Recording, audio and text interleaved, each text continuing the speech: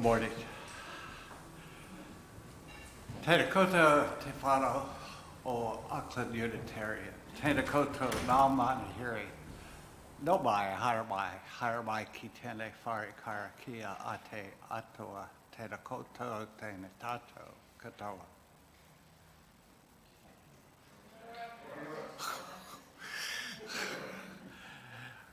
I'm not going to do this service if you're not awake. I'll do the last slide again, give you another shot. Tēnā koutou, tēnā tātou katoa.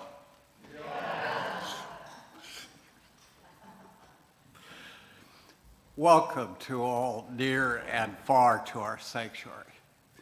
This morning we're focusing on what good you find here. Considering its history, why be part of religion? Sean Neil Barron observed that one day your Unitarian congregation was born. I've modified his thoughts to be particular to us. Once a few brave souls answered a notice in the newspaper. Curiosity piqued by the announcement of a religion where free thinking and tolerance were bedrocks. That's how it happened. Our congregation was born. A gathering of people, humble, caring, anxious, and quirky, all at the same time,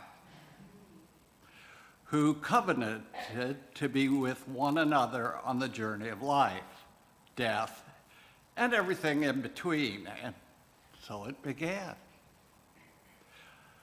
A faithful few, beautifully imperfect, called to that central task, that human task of connecting, loving, and serving. It was just a baby, and yet it was thrust deep into the human condition, tasked to hold minds and souls, bodies and hearts along the roller derby of disease and birth, infighting and joy. Sometimes all of those at the same time. They gathered here to hear the world broken open for insightful sermons, rejuvenating music, and a community whose fierce devotion to each other's well-being rivaled a mama bear's for her cub. But it wasn't always like that, of course. There were the trying times. And I don't just mean those stubborn but lovable souls who inhabit the netherworld of committee meetings. No, I mean the trying times when the congregation almost split in half over the war, or humanism versus theism, or when the minister crossed that line and the people couldn't speak about it for decades. But somehow you are still here. Still in the CBD, still the small congregation visited by New Zealand's greats since 1901. Still the ones that show up every time you are called. New people came and they changed things. People left and they changed things. Small things. Big things. Things that nobody noticed as it happened until suddenly it was hard to even recognize anything anymore. And that was a hard moment, a tearful moment. And other things changed too. The proclamation about God, once heard loud from the pulpit, softened. Wrathful became loving. Distant became intimate. Mandatory became optional. Reason became required. Before the war to end all wars, the nursery and RE classrooms were overflowing. Each baby dedicated reminded the congregation of the incredible beauty of life and the gift this community would bestow upon this child. The history of our congregation is more a story of the determination of love to break forth than it is about whether or not the minister wears a collar or chalices, sermon discussions, circle groups, or social justice committees. The history of our congregation is a history of human enterprise, evolving in its sights and sounds, yet revolving around its core. The history of our congregation is the gift of potential and momentum, of baggage and personality. The history of our congregation is the launch pad from which you spring into action or disarray. Each day, your congregation is born.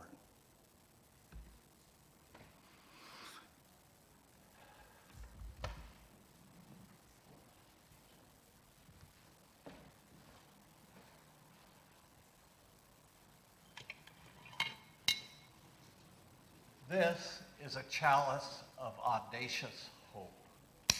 This chalice shines a light on our shared past, signaling our intention to listen deeply, reflect wisely, and move boldly toward our highest ideals. Please join me in our covenant and your order of service. Love is the doctrine of this church. The quest for truth is the sacrament, and service is its prayer. To dwell together in peace, to seek knowledge and freedom, to serve humankind in fellowship, to the end that all souls shall grow in harmony. Thus do we covenant with each other and with our God.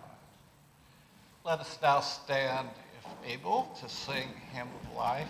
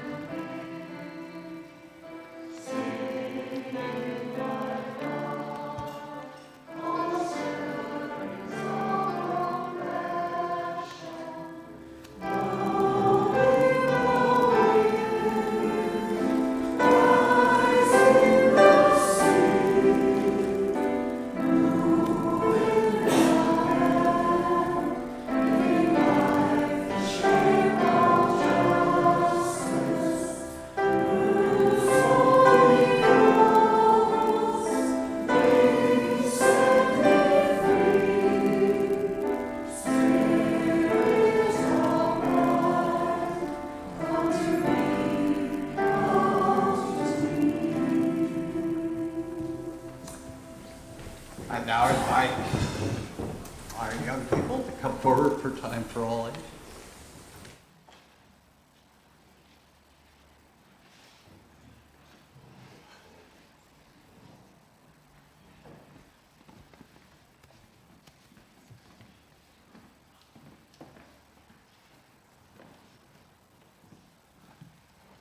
Good morning.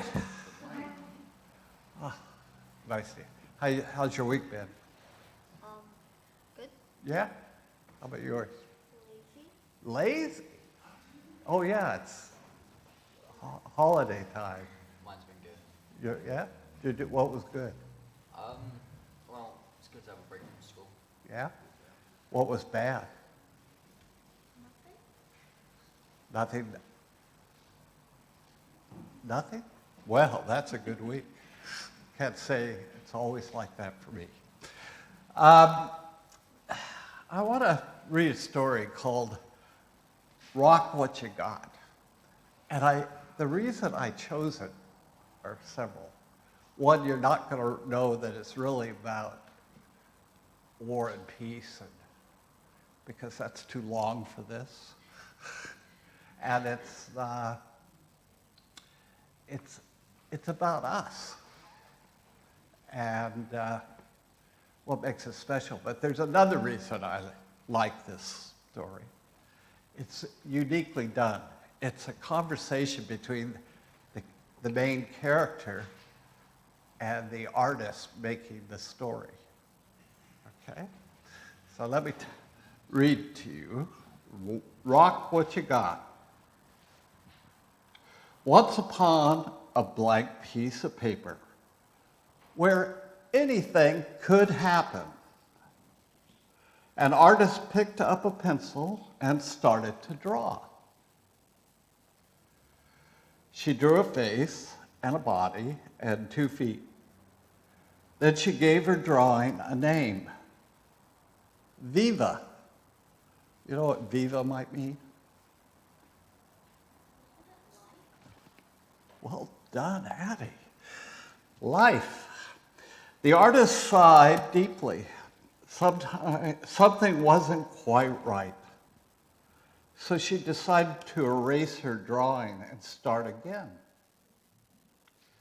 But before she could, Viva grabbed the pencil and tried to stop her. Excuse me, but come on, behave. I like me the way I am before you change. Can I try to rock you? Why is this not behaving? The artist thought, but decided not. What didn't she like? Aha!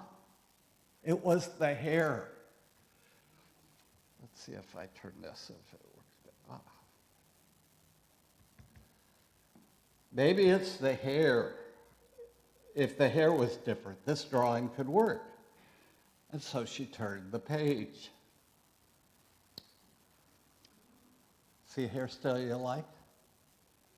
Yeah? And tried changing the hair. But after all the trying, it was still Viva on the page, and she had more to say. Rock what you got and rock it a lot. Look at what is, not what is not. Find what is yours and carve out your spot. Take it and own it and rock it a lot. Sounds like she's a hip hop artist. The artist thought, but decided not. What exactly didn't she like? Aha, it was the body. And tried changing the body. But after all the trying, it was still Viva on the page, and she still had something to say. Everyone has their own special thing. Find what is yours and bring what you bring. Find your own voice and sing how you sing. Find your own oomph. Find your own thing. The artist thought, but decided not, what exactly she didn't like. Aha, it was the background. She tried changing the entire background, and she drew an enchanted forest with a dazzling palace, wild unicorns, and a handsome prince in full color. But after all that, it was still Viva on the page, and she was still saying that same familiar thing. Rock what you got and rock it a lot. Don't let anyone say what you're not. The artist thought, was there a chance that she forgot? She looked at a drawer, looked at a book. The artist made herself a promise, never to forget again. And she decided Viva was perfect, just the way she was, rocking exactly what she had. Where anything could happen. So what was she rocking? Yeah? Did she like herself? Yeah? Is there something about you don't like? That you'd like the artist to draw over? Nope. You know the right answer anyway. I hope you really believe that.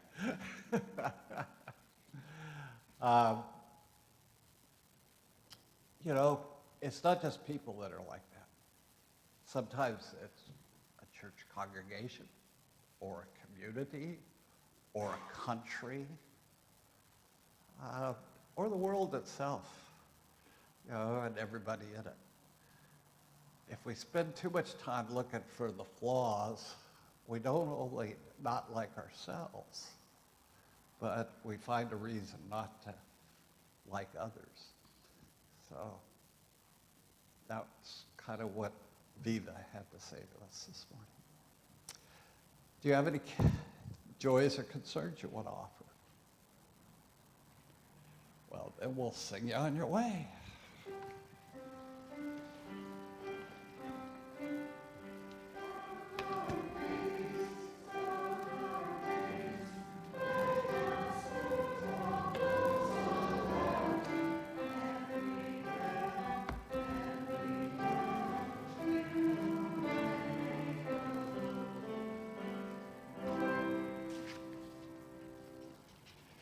I now invite those of you who might have a, what?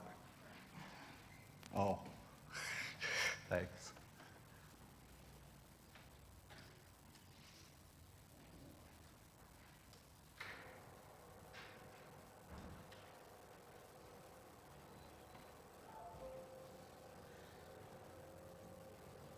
Who may have a joy or concern you wish to share, to come forward at this time.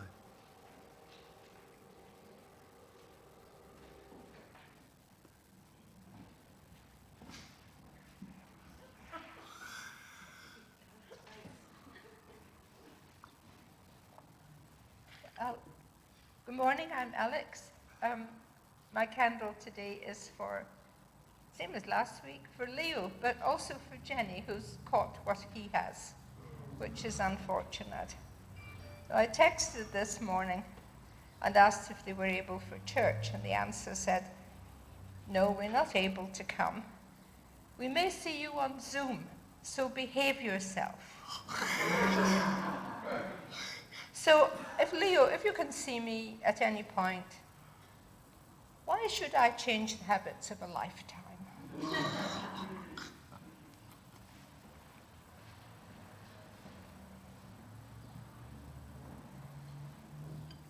Hi, I'm Lynn, and this week my husband and I have been married 40 years, so it's a candle for him, putting up with me. I think the first year I wondered if we'd actually make it to the second year, but no, we've got there. And a small update on my grandson, no, the magnet has not come through, so we're looking at another X-ray.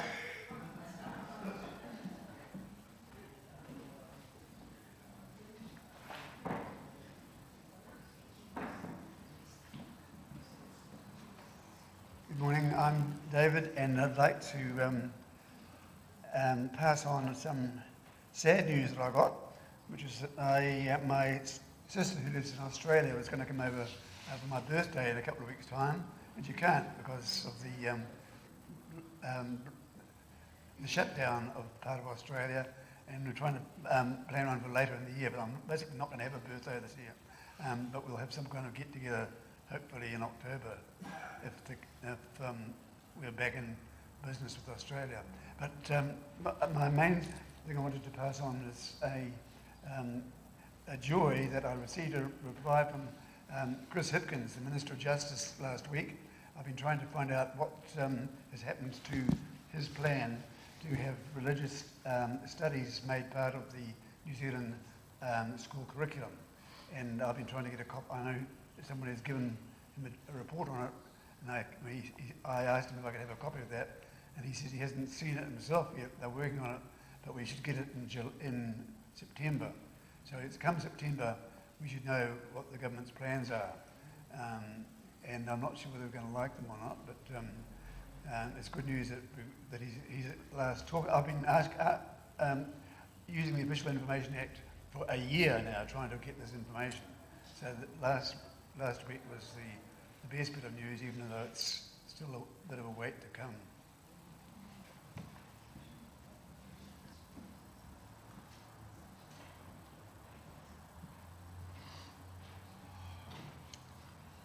Morena, my name is Shireen.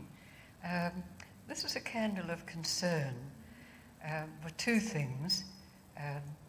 The self-proclaimed leader for life in China visited Tibet and visited the home of the Dalai Lama, which upset me considerably. But even more so, like many of you, I suspect, I've been listening to the Thin Red Line, a series of podcasts by Guy Espiner and one of his colleagues.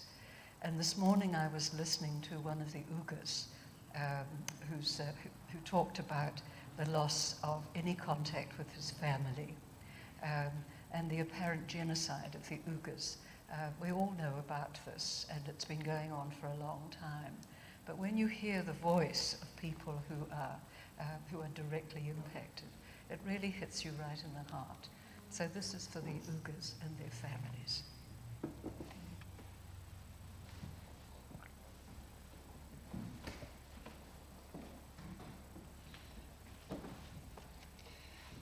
Kia ora koutou, my name's Rachel, and this past week I went to the Council of Trade Unions Women's Conference, and I learned how to make paper flowers, and I was on flowers this weekend, so I did paper flowers. And just speaking of rocking what you got, I think, this country is this city is the biggest Pacific city in the world, and this is a beautiful gift from our Samoan neighbours, who one of them taught me how to make these flowers. So kia ora to her and to Samoa.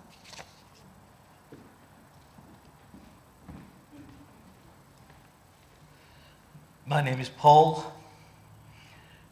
Today, 25th of July. It was 40 years ago today, in 1981, when a group of very brave people invaded a rugby pitch in Hamilton. They were very brave, and they should be commemorated. What did they invent? They invaded, there was an All Blacks South Africa game, and the people who did rugby game, and the people who didn't like the idea of us playing what was then a racist South Africa stopped the game by running onto the pitch.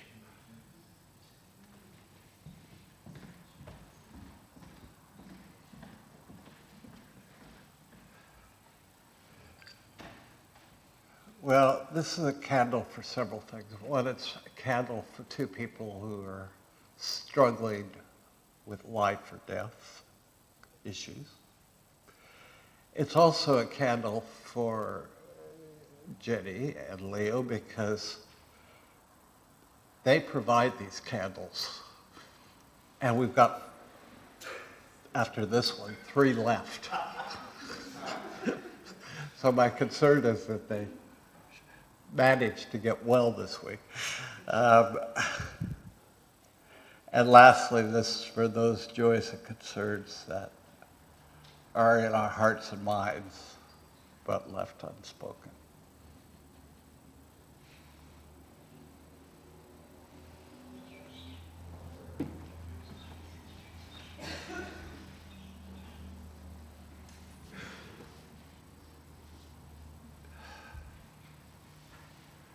I now invite you to stand to sing our Koha Hymn.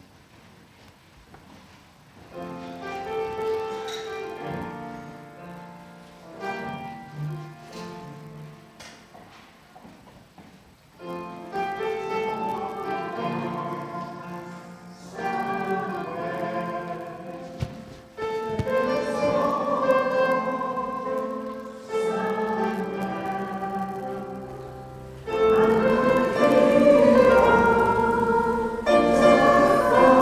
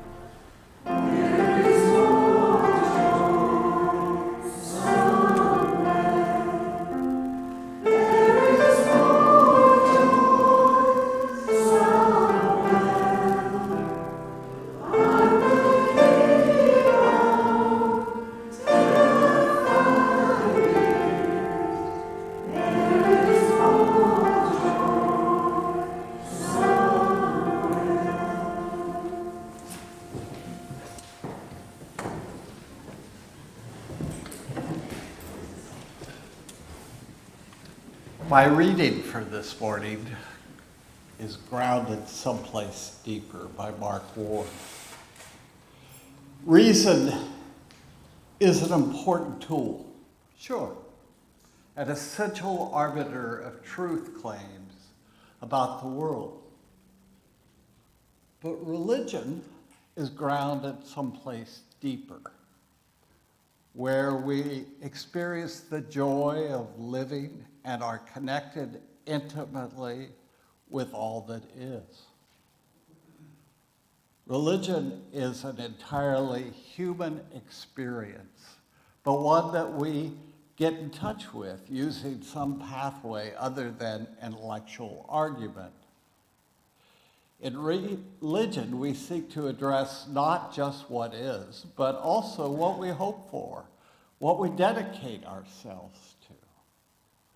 We rely on it to navigate the shoals of love and grief, compassion and estrangement, gratitude and disappointment, and mystery and wonder. Religion deserves reverence. It requires a vocabulary and a theology. This theology demands no intervention of unearthly forces, but invites us to open ourselves to different ways of living and learning. It considers the human a niche in the vast, intertwined plenitude of being. And just what is our niche? We are fragile, fallible sorts for whom just being is a blessing and love is a pole star. I entitled our musings for today, Religion, the Good, the Bad, and the Ugly. I wish I had a poncho and the right hat, a little cigar coming out of my mouth, and the music playing in the background. So you could call this the spaghetti western of sermons.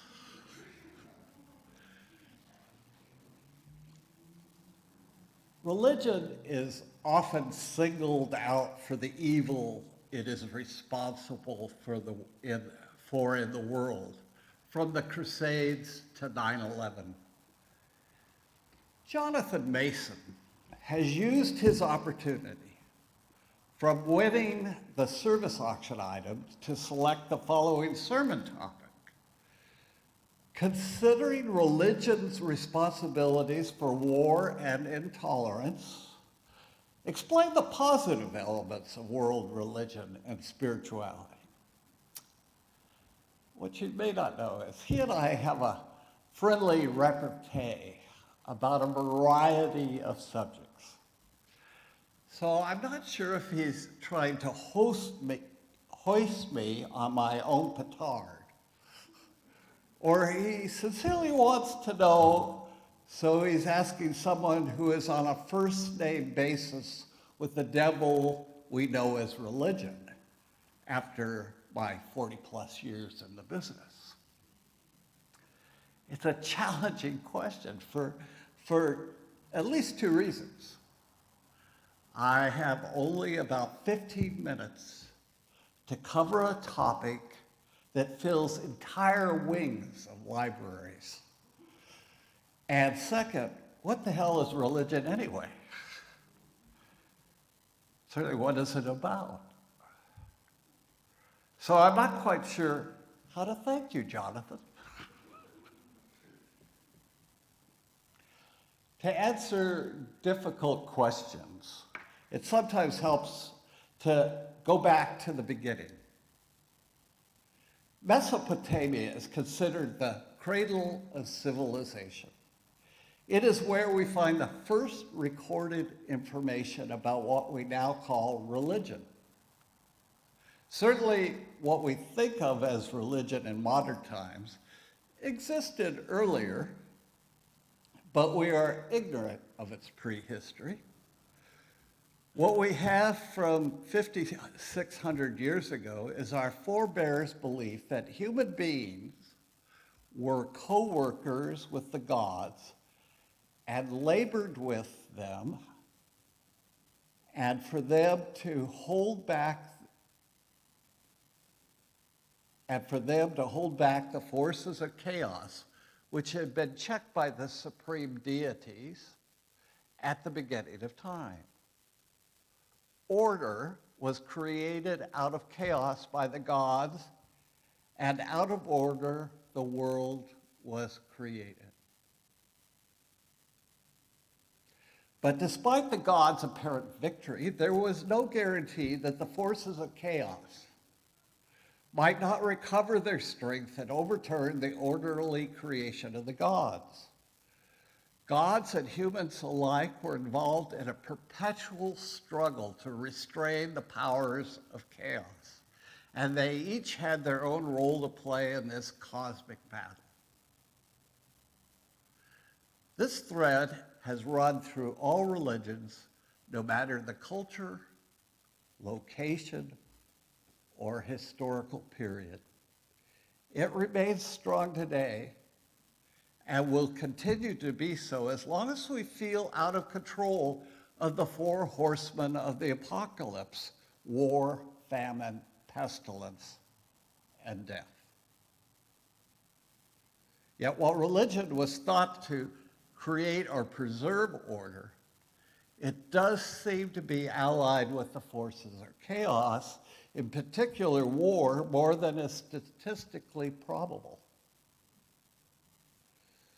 There are many common misconceptions about religion that are often taken as unquestioned facts, such as the idea that religious people are inherently anti-science, an idea put to the lie by the likes of Copernicus, Galileo, and Isaac Newton, all of whom were religious. That a literal reading of the holy text is the true religious stance, or that faith is incompatible with reason, and that all religions claim to possess sole and absolute truth. While all of these ideas are true for a minority of the population, they do not describe normative religious beliefs and practices for the majority of believers. It is understandable that these misconceptions persist, though because they come from the loudest voices on the extreme, and like other polarizing positions in politics and culture, are simplistic ideas that promote easy us versus them thinking. But there is one common misconception about religion that is voiced often and consistently as an obvious truth, often by educated, thoughtful people. That is just not factually true. The idea that religion has been the cause of most wars. But what about the Crusades, the Inquisition, the Middle East, Northern Ireland, 9/11, you ask? Well, yes. While there were clearly wars that had religion as the prime cause, an objective look at history reveals that those killed in the name of religion have, in fact, been a tiny fraction of the bloody history of human conflict. In their book, Encyclopedia of Wars, authors Charles Phillips and Alan Axelrod document the history of recorded warfare. And from their list of 1,763 wars, only 123 have been classified to involve a religious cause, accounting for less than 7% of all wars and less than 2% of all people killed in warfare. While, for example, approximately 1 to 3 million people were tragically killed in the Crusades and perhaps 3,000 in the Inquisition, Nearly 35 million soldiers and civilians died in the senseless and secular slaughter of World War I alone. History simply does not support the hypothesis that religion is the major cause of conflict. The wars of the ancient world were rarely, if ever, based on religion. These wars were for territorial conquest, to control borders, secure trade routes, or respond to internal challenges of political authority.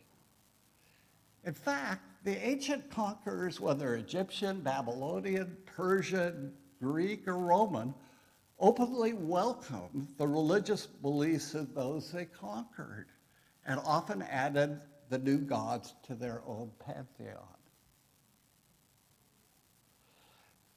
Medieval and Renaissance wars were also typically about control and wealth as city-states vied for power, often with the support but rarely instigation of the church. And the Mongol-Asian rampage, which is thought to have killed nearly 30 million people, had no religious component whatsoever.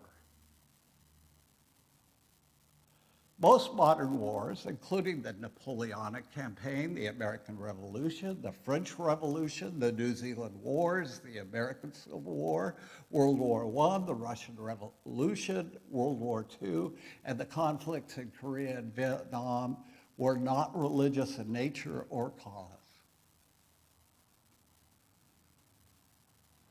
While religious groups have been specifically targeted, mostly in World War II, to claim that religion was the cause is to blame the victim and to misunderstand the perpetrator's motives, which were nationalistic and ethnic, not religious. But what about religious intolerance? My faculty mentor at seminary once told me jokingly, the shortest book in the library was Examples of Religious Tolerance. And it was mostly blank. He had a point. I grew up in a country that prided itself on religious tolerance. On paper, it was mostly true. In reality, it was mostly myth. Here's one example. In the storybook version I learned in school, the Pilgrims came to America aboard the Mayflower and in search of religious freedom in 1620. The Puritans soon followed for the same reason. Ever since, these religious dissidents arrived at their shining city on a hill, as their Governor John Winthrop called it, millions from around the world have done the same, coming to an America where they found a welcome melting pot in which everyone was free to practice their own faith.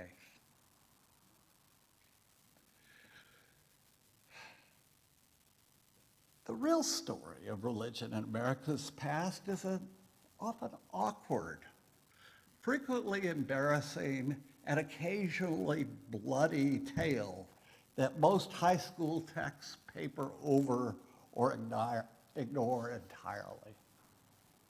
From the earliest arrival of Europeans on America's shores, religion has often been a cudgel used to discriminate, suppress, and even kill the foreign, the heretic, and the unbeliever, including the heathen natives already there. Moreover, while it's true that the vast majority of early generation colonial Americans were Christian, the pitched battles between various Protestant sects, and more explosively between Protestants and Catholics, presented an unavoidable contradiction to the widely held notion that America is a Christian nation. In an overlooked bit of inconvenient history, the initial encounter between Europeans in the future United States came from the establishment of a French Huguenot colony in 1564 at Fort Caroline near modern-day Jacksonville, Florida, more than half a century before the Mayflower set sail. French pilgrims had come to America in search of religious freedom. The Spanish had other ideas.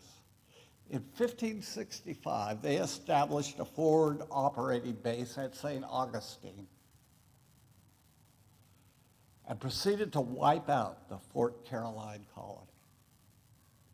The Spanish commander wrote to the Spanish king, Philip II, that he had, quote, hanged all those he found in Fort Caroline because they were scattering the odious Lutheran doctrine in these provinces, end quote. Thanks to the likes of Unitarian John Adams and Unitarian-friendly Thomas Jefferson, religious freedom eventually, over strong objection, made it into the Constitution, but unfortunately not into American behavior. Poor Joseph Smith, founder of the Latter-day Saints, was hounded out of Western New York, tarred and feathered in Missouri, and murdered in his Illinois jail cell with his brother. Of course, this isn't just an American phenomenon. The religious other, in modern times at least, has always had a target on their back. Ask any Muslim in any civilized Western country, including New Zealand. It is my supposition that religion is not the cause of war or intolerance as it creates chaos. Obviously, it is, has been, and no doubt will continue to be corrupted from its original purpose to create order. But in a world with billions of people who are self-defined religious, those who believe that violence is the will of their God and that the murder of those who believe differently is a holy act are a small and hate-filled minority. Peace, justice,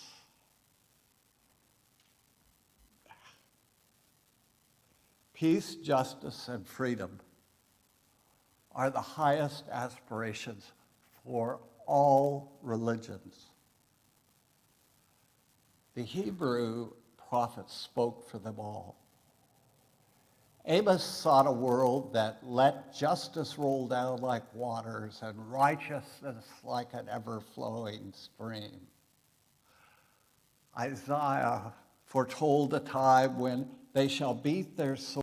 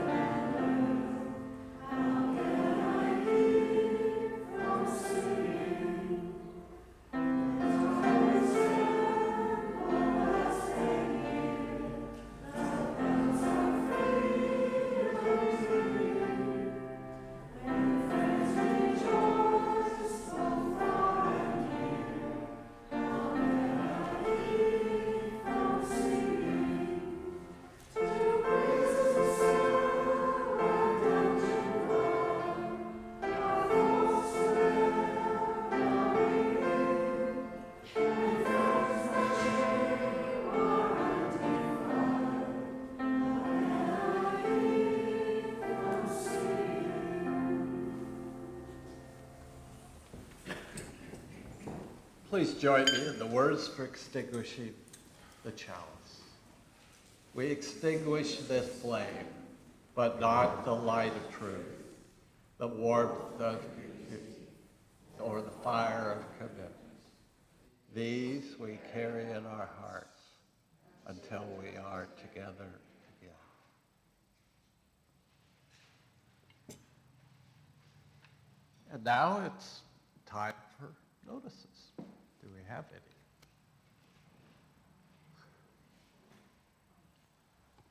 Hi, just a quick notice. In that blue bag over there are some parsley plants. Do help yourself. There's enough for about 6 people, 2 or 3 plants each, and they do grow in winter. You can put them in the ground or in a pot, and they should grow really well.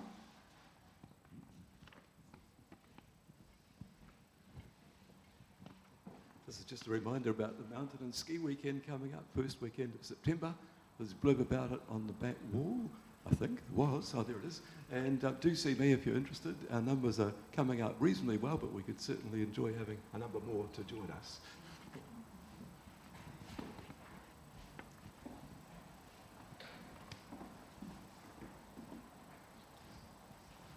Okay, so just choir practice today at 11:45, and depending on how things go, we should be doing our next item next week. So fingers crossed, but we'll keep that space open.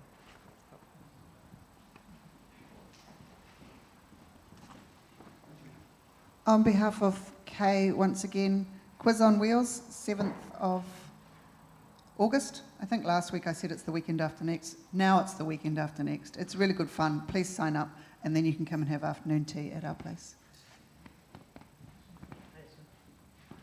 And, in 2 weeks, August 8th, we're going to have a Dance of Universal Peace here at 5 o'clock, Sunday night, and then 6:30 community potluck. All welcome.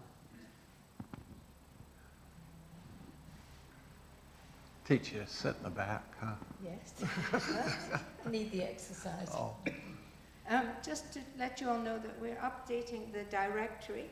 So if you have any changes you'd like to be made, please let me know. One thing that I've done in the directory for years past is I've put in my next of kin. Because if I drop dead, you won't know. So perhaps if you want to put a contact number, someone to be, just to keep in touch. It's all about keeping in touch because it's so easy to not see someone for a few weeks and then who knows. So please keep your details up to date. Thank you.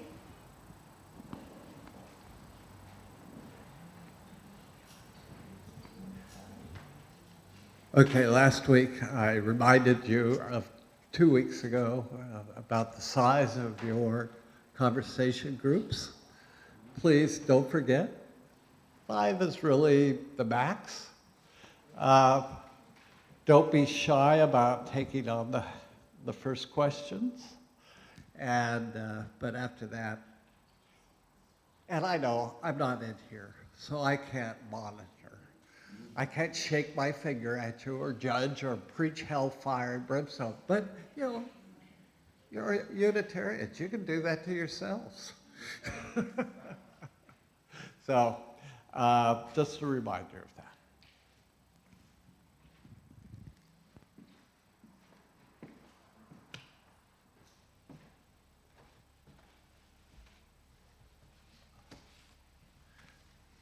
For my closing words, blessed is the path on which you travel. Blessed is the body that carries you upon it. Blessed is your heart that has heard the call.